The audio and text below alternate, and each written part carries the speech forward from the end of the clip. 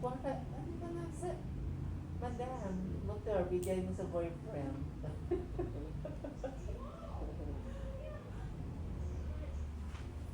Bigyan mo ng motor boyfriend mo tapos ikaw maglakad.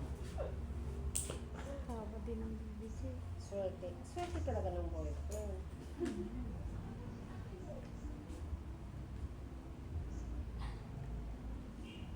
Hindi na magtrabaho ang boyfriend. 3 years daw to, hulugan. Sabi ko, ay, umabot ng 100 plus yan. Oh. Pagkas, 80 lang. Mas mura kasi pag-cash eh. Wala ka ng tubo, sabi mo.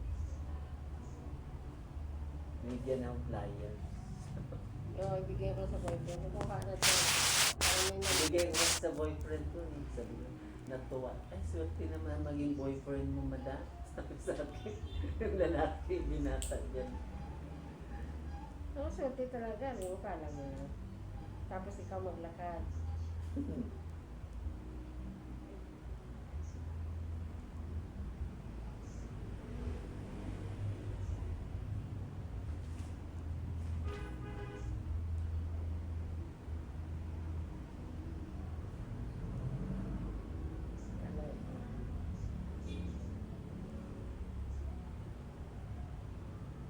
Down ka 50 mil, tapos pabenta mo sa kanya.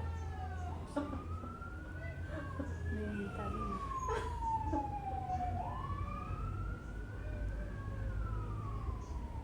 Ano pala pa? Sagsagin niya lang, sagsagin yung motor, tapos another, kuha na na. Pahila niya. Bago naman ang motor. Bago naman. Ikaw ya, kung maglakad ka lang. Ikaw pang nagabayad. Baka na pala pa. Baka pag kumain ka na sa restaurant, Nawayan ko yung bata kasi tuwan-tuwa. Aloy. Baka... Baka maano sa akin.